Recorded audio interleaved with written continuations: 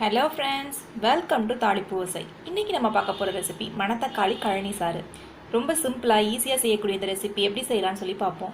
இந்த மணத்தக்காளி கீரை சாறு செய்கிறதுக்காக நான் ஒரு கட்டு மணத்தக்காளி கீரையை நல்லா வாஷ் பண்ணிவிட்டு இலையை மட்டும் பிச்சு இந்த மாதிரி கட் பண்ணி வச்சுருக்கேன். ஒரு 2 பெரிய வெங்காயம் மீடியம் சைஸில் உள்ளது, 2 தக்காளி, 5 பூண்டு பல், ஒரே ஒரு சின்ன சைஸு இஞ்சி, ரெண்டையும் தட்டி வச்சுருக்கேன். இந்த ஸ்பூனால் 1 ஸ்பூன் மிளகு, 1/2 ஸ்பூன் ஜீரகம் எடுத்து தட்டி வச்சுருக்கேன். காரத்துக்கு இது மட்டும்தான். ஸோ உங்கள் காரத்துக்கு ஏற்ற மாதிரி நீங்கள் மிளகு சேர்த்துக்கோங்க. இதை நான் குக்கரில் தான் செய்ய போகிறேன். நீங்கள் வேணும்னா கடாயில் கூட செஞ்சுக்கலாம். குக்கரில் செய்யும்போது இந்த ப்ரெஷரில் நல்லா நான் என்வி சூப் மாதிரி நல்லா ஸ்மெல் இருக்கும். அதனால் நான் குக்கரில் செய்கிறேன். வேலையும் சிம்பிளாக போய்டும் நம்மளுக்கு. ஸோ கீரைகளை ஃபஸ்ட்டு சேர்த்துக்கிறேன். கீரைகள் நிறையா இருக்க மாதிரி இருக்கும். அதுக்கப்புறமேட்டுக்கு வேகும் பொழுது குறைஞ்சிடும் அளவு. ஸோ அதனால் நான் ஃபுல்லாகவே சேர்த்துட்டேன்.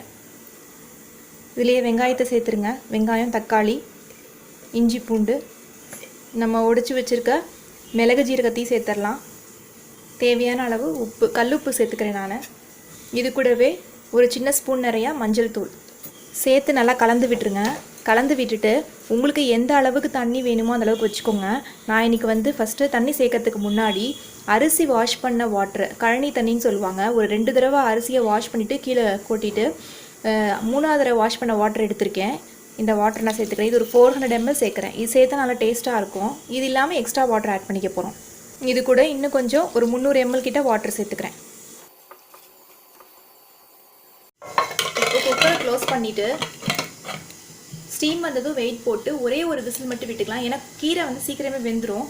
அதனால் நம்ம ஒரு விசில் மட்டும் விட்டுக்கலாம். கீரையில் ஒரு கசப்பு சுவையும் ஒரு கார்ப்பு சுவையும் இருக்கும். அதுக்காக நம்ம தேங்காய் சேர்த்துக்க போகிறோம். தேங்காவை நல்லா அரைச்சிட்டு சேர்த்துக்க போகிறோம். நான் ஒரு 8 சில்லுக்கிட்ட தேங்காய் எடுத்திருக்கேன். அதாவது 1/4 மூடிக்கு கொஞ்சம் அதிகமாக தேங்காய் எடுத்திருக்கேன். இது நல்லா மிக்சியில் நம்ம கிரைண்ட் பண்ணி எடுத்துக்கலாம். இப்போ ஸ்டீம் வந்துருச்சு. வெயிட் போட்டுக்கலாம். வெயிட் போட்டுட்டு அடுப்பை நல்லா சிம் பண்ணிவிடுங்க. ஒரு விசில் விட்டால் போதும்.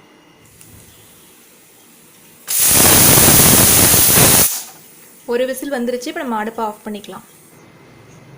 குக்கரை ஓப்பன் பண்ணிவிட்டு அடுப்பை மறுபடியும் ஆன் பண்ணிக்கோங்க. ஆன் பண்ணிவிட்டு நம்ம அரைச்சி வச்சுருக்க கோகனட் பேஸ்ட்டை இதில் சேர்த்துடலாம்.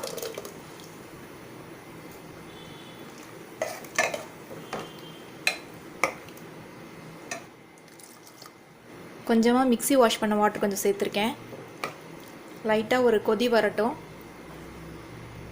வயிற்று புண், வாய்ப்புண்ணுக்கெலாம் ரொம்ப நல்லது. மந்த்லி ஒன்ஸாவது இந்த சாரை நீங்கள் ட்ரை பண்ணுங்கள்.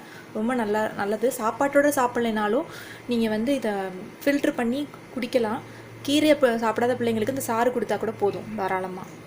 ஏன்னா கீரையில் இருக்கிறது ஃபுல்லாகவே தான் இதில் எக்ஸ்ட்ராக்ட் ஆகிடுது. கொதிக்க ஆரம்பிச்சிருச்சு. இந்த ஸ்டேஜில் நம்ம தாளித்து கொட்டிக்கலாம். ரொம்ப நேரம் கொதிக்கணுங்கிற அவசியம் கிடையாது. குக்கரை இறக்கிட்டு நான் தாளிச்சுக்கிறேன். ஒரு 1.5 ஸ்பூன் ஆயில் ஊற்றிருக்கேன். இதில் ஒரு 1/4 டீஸ்பூன் சோம்பு வெடிக்க ஸ்டார்ட் பண்ணதும் 2 வரமிளகாய் சேர்த்துக்கிறேன்.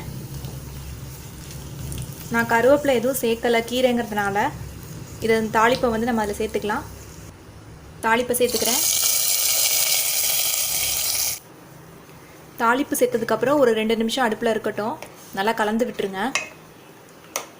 இதில் மைல்டாக ஒரு கசப்பு சுவை இருக்கும். இந்த கீரையோட அந்த கசப்பு சுவை அது ரொம்ப நல்லது இருக்கட்டும். அப்படி உங்களுக்கு அது பிடிக்காது அப்படின்னு நினச்சிங்கன்னா தேங்காவோட அளவை அதிகப்படுத்திக்கோங்க. ஸோ நம்மளுடைய சுவையான மணத்தக்காளி சாறு தயார். நீங்களும் செஞ்சு பார்த்துட்டு உங்கள் கமெண்ட்ஸ் எனக்கு சொல்லுங்கள். இந்த வீடியோ உங்களுக்கு பிடிச்சிருந்துச்சுன்னா சப்ஸ்கிரைப் பண்ணிக்கோங்க. பிடிக்கல அப்படின்னா என்ன ரீசன் அப்படிங்கிறத கமெண்ட் செக்ஷனில் மென்ஷன் பண்ணுங்கள். ரொம்ப பிடிச்சிருந்துச்சுன்னா லைக் பண்ணுங்கள், ஷேர் பண்ணுங்கள். தேங்க்ஸ் ஃபார் வாட்சிங்.